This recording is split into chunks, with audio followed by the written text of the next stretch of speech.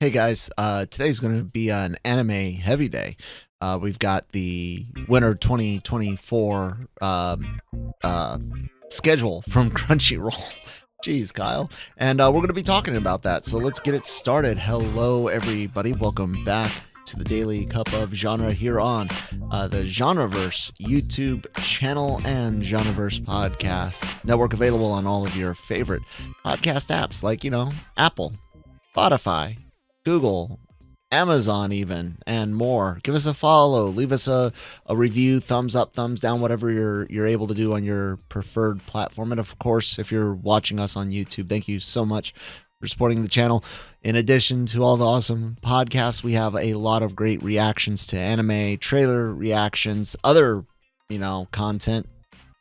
No, podcasts and reactions pretty much. No, wait, I do I do occasionally do gaming streams. So yeah, we have a lot of content, a good reason to be subscribed.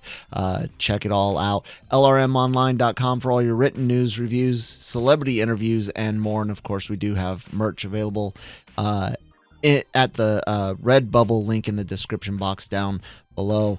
I'm Kyle. I host the Daily Cup of Genre solo these days. And I do a bunch of other stuff. The Cantina is back mostly. We're trying out some things. So if you're into Star Wars, be sure to check out Thursday evenings Cantina episodes where we talk Star Wars stuff. Yeah, anyways, let's look around LRM because there are a few stories that we've got out for you guys. Not a whole lot yesterday, should be some more today, of course, but Ghostbusters Frozen Empire looks like Slimer's involved. One of the big stands at the theaters has Slimer appearing right here. Someone, and I didn't get a chance to go back and try to find it because it was on Facebook, but someone took this, and I think now that I'm looking at this, man, they made Slimer look really, and he looks a lot different. We'll see how it goes. I've not been the biggest fan of Ghostbusters Afterlife, but someone said they saw Vigo in here. I don't see it there. I think they photoshopped something. I'm really hoping Vigo's not in it, but you can get a look at this on lrmonline.com. Also, more news, Star Wars news. Mando season 4 is not a movie, is not the movie. You guys can check out Cam, who's got a pretty good BS detector, and he likes to sift through the rumor mill and kind of put up either things that seem more than likely true than not, or at least things that are a really interesting conversation, even if they're absolutely ridiculous. So yeah, there's a couple of things around lrmonline.com. And I haven't gotten to write this up yet, and I honestly don't know if I will get to write it up. So Tyler, if it doesn't go up on the written side, I'm covering it on the news, on the video side of things. Anime, guys, anime season, the fall 2023 season's coming to an end. Sigh. We've had a lot of really good shows. Dr. Stone, Dr. Stone New World, which of course this is the second core, but Eminence in Shadow season 2. Freerun started, which has been freaking amazing. What else? Lots of stuff has been going on, but it's coming to an end. It's time to look forward, and I will be reading straight from, one, email, and then two, the actual document from Crunchyroll with their announcements. Like I said, I haven't gotten a chance to write this up, and I don't know honestly if I'll be able to, but I'm going to break this down for you guys. I can't read every single thing. Those of you that watch know reading really slows me down. The whole multitasking thing will slow me down, but I'll read a few of these synopses and we will go. Synopses? Did I combine synapse and anyways, we'll go through, we'll read a few, we'll talk about a few of these, and yeah, we'll see what we are interested in. On the email, they talk about how this is going to bring more than 40 new returning and continuing series. It is insane the amount of anime that we get these days. We never had this when I was growing up. We had the video rental store, what they had there, which of course was like, you know, Ghost in the Shell, Ninja Scroll, freaking Akira, things like that. Bubblegum Crisis was always one that was there, wasn't it? What do you guys remember at your video store? Oh, and then of course we had Toonami. So consider your guys selves incredibly lucky about what we have access to in the West these days. I'm speaking mostly towards like American audiences. So anyways, December 29th, Burn the Witch. That's cool. January 1st, New Year's Day, Fluffy Paradise. When this overworked office lady finally meets her maker, she's reborn with an adorable ability. Midori is reincarnated in another world as a young girl, Nema, and must help decide if the humans there should continue to exist. In return, she gains the power to be loved by all non-human creatures. So we're getting kind of like a female beast tamer. I'm not sure. Beast Tamer was one of those shows that was fine watching. It was no knockout of the park, you know, amazing show, but it was a fun watch. And if you've got some time to kill and you're looking for something that's relatively light on substance, but can still be fun and have some fun moments, playing with classic tropes, check out Beast Tamer. January 3rd, though, that's a big day because here on the Genreverse, we will be covering Classroom of the Elite Season 3. We will be doing reactions. AVR Squared actually started out because of Classroom of the Elite. It's on here somewhere, right here. We had reactions and we have reviews. Reactions only started on episode, I think, what was it? 4? Episode 4. This was our first reaction ever. And I would apologize because it's rough, guys. Like I didn't know how much I could get away with. The watch window is tiny as all hell. Like it's awful. It's plus look at me. I look ridiculous. But we've gotten better. So Classroom of the Elite Season 3, really stoked to see this one. Classroom my screen's missing. Hold on. Let's see where to go. Classroom of the Elite is one of those shows that really just it blew me away how good it really was. I was not expecting that. We thought we were going to get like a standard dramedy, and Christine and I started watching it, and the first episode or two are kind of like the high school dramedy of sorts, and then oh my god, did things get dark fast. And it ended up being an incredibly fun show. We talked Brian into watching it. We were reviewing it for AVR, and then you guys were all like, hey, you should do reactions. So we did. So January 3rd, Classroom of the Elite Season 3, and if you haven't watched it, go watch it.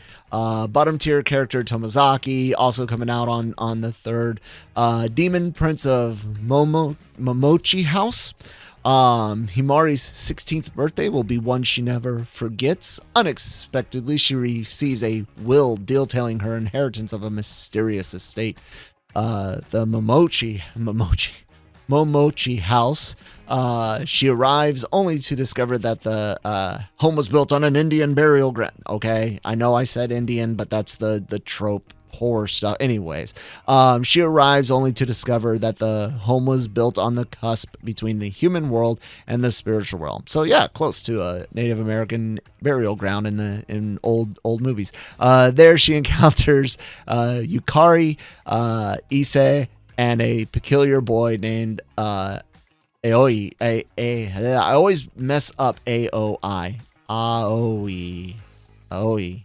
See, I don't know why those 3 vowels put together trying to do it right. screw it up, who seems to be concealing a shadowy secret. Sasaki and Peeps, also coming out, Unwanted Undead Adventurer, and The Wrong Way to Use Healing Magic. There's a wrong way to use. An ordinary walk home from school turns into an epic journey for Usato. After suddenly being dropped into it's an isekai. Go figure. Usato learns he was summoned there by accident, but things turn around when he discovers unique aptitude for healing magic. Now he trains beyond human limitations, using his self-healing abilities to gain absurd strength and unrivaled stamina. I don't know, man. Some of those types of isekais can be kind of fun. I don't know. What's the trailer look like? Okay. So kind of standard isekai affair. We get multiple people being brought in, so there's kind of like a El Hazard aspect to it, which, if you guys have never seen El Hazard, the Magnificent World, I think, is the first one. I can't remember. Wonderful World, Magnificent World. If you've never seen it, check it out. Really, really old portal isekai, kind of like a Escaflowne. So yeah, we're just it looks like standard isekai fare. I don't know. I don't know if we'll actually check that one out or not. You guys let us know in the comments below if it is if it's interesting or not. I'm always down to check out something new that I've never seen or heard of before. What else do we got? Where was I? January 6th. Next day. No, wait, that was the 5th. Yeah, so the next day, January 6th, One Piece Egghead Island arc. I've tried One Piece multiple times in multiple ways. I think the best thing is the manga. It's still not for me. I'm not reading it anymore. I got a couple dozen chapters, if I'm not mistaken. And after that, I would say watch the live action. If you're not going to read the manga, try the live action and then try the manga. The anime is for brave souls who are dedicated only. Anyways, January 6th, another show that we will be covering here on the Genreverse YouTube channel, doing reactions to Solo Leveling. This right now is like the top most anticipated anime for winter 2024. I'm excited about it because it looks good, it looks fun, it looks interesting. Doesn't mean that it will be. I and Christine and Brian are completely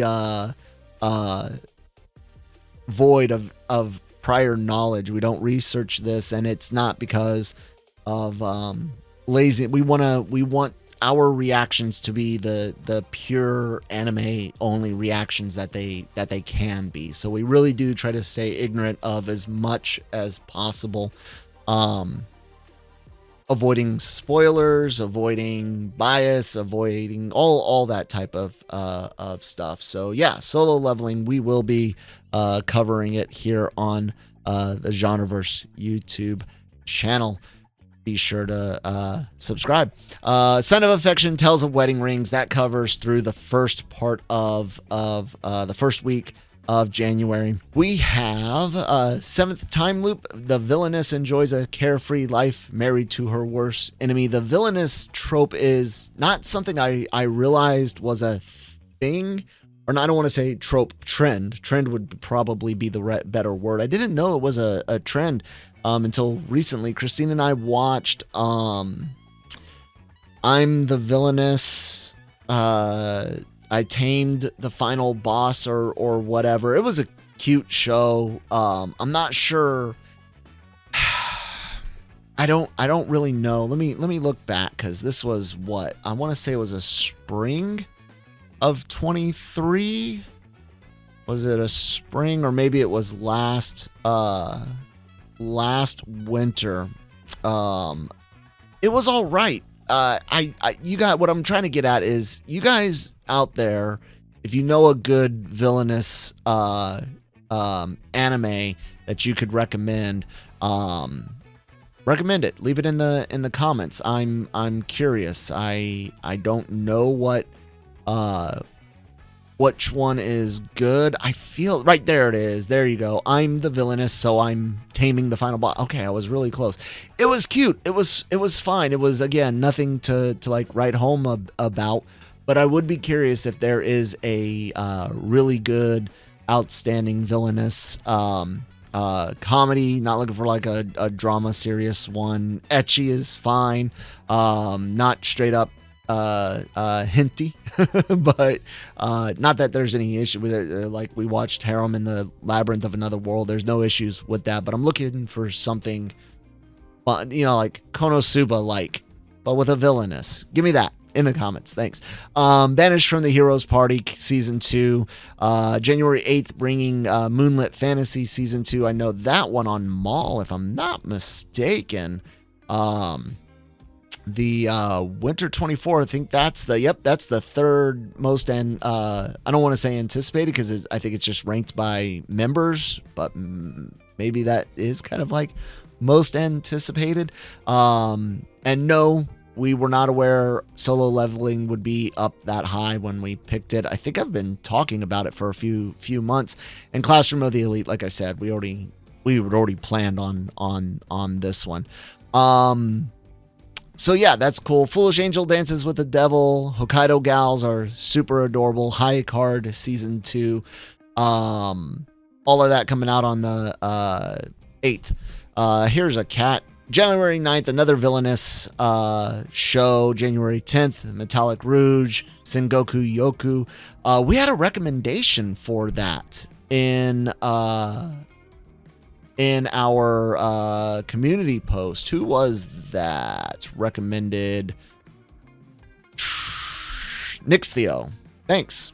And thanks Nix always for posting in the comments on our reactions. Really do appreciate that.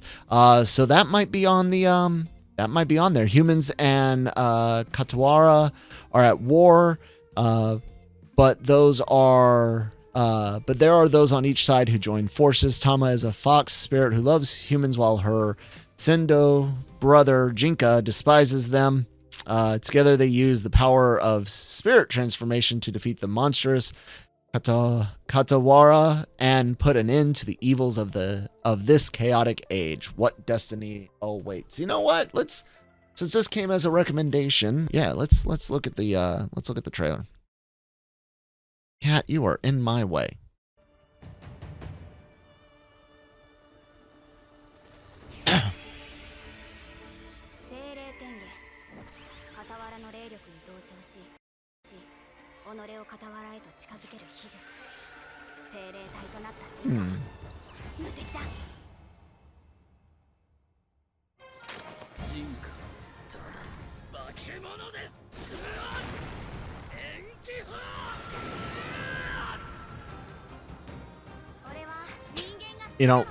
One of the issues with trailers, and it might be a bit of a bias for Western media, which doesn't make sense because I rail against a lot of Western media these days, but trailers for anime and even like Japanese made movies and game trailers, they're different. And I know that they're different because it's a different audience in general that they're made with in mind. But it can be really hard to tell exactly how something's going to go, like Mashal, Magic and Muscles. The way that initially looked versus like some of the stuff that I saw in a trailer with him like cooking and stuff out in the... Like, I don't see how that show got so popular. We didn't watch it because it didn't look as appealing on trailer. But that doesn't always mean anything. And not that this looks bad. I'm just kind of pointing out how trailers can sometimes be hard to read for anime and games.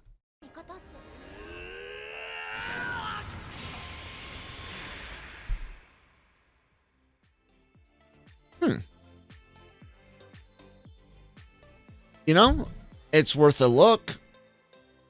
I would be curious to see, I'd be curious to see what else is out there on it without ruining it for me. Where is it on where is it on this? I was just looking to see if there's any more information on it that won't spoil. And usually I can read like this right here and not get spoiled. Here we go. Studio White Fox from a manga. Okay. Interesting. The art style looked all right. It had a little bit of a different flair. Might be worth a look. So thanks for the recommendation on that. Let's carry on with what we were doing. Maybe I gotta go back. Let's carry on with what we were doing and finish up looking at the schedule. On January 11th, Delusional Monthly magazine. On the 13th, Buchigiri. I might be butchering that. And on January 14th, Meiji Gekken 1874. By 1874, 7 years have passed since the end of the samurai era. A former samurai, Shizuma Orikasa, works as a rickshaw driver. Would that really be considered a driver? Anyways, in Tokyo while looking for his fiance, Sumie Kanomata, who went missing during the Boshin War. Shizuma thwarts an assassination attempt and joins the newly established police department. Now, that sounds like it might have had potential. I like period pieces. They can be a lot of fun. I don't want to watch the whole thing. Just want to kind of zoom around. Special power stuff. Some potential for magic and stuff. There was this My Happy Marriage. Christine and I watched that, and when it was like a period piece drama, I was really invested. When they started having superpowers and stuff, I got less interested. It was all right. It was fine, but it feels like they kind of lost sight, and maybe they'll do better in the future, but it feels like they kind of lost sight about what they were trying to tell. And maybe that's because it's the first part of a bigger story, but it just didn't feel as cohesive as I would have liked. And yeah, we'll see what that one does. Fire Hunter Season 2, also coming later. Martial Magic and Muscles Season 2, Witch and the Beast, and Dr. Elise, the royal lady with the lamp. Free Run's going to be continuing on. Apothecary Diaries, Case Closed, Soaring Sky, Precure, Shangri-La, Frontier, all will be continuing on and more. Then, of course, it's Crunchyroll, so more stuff will be announced in the future.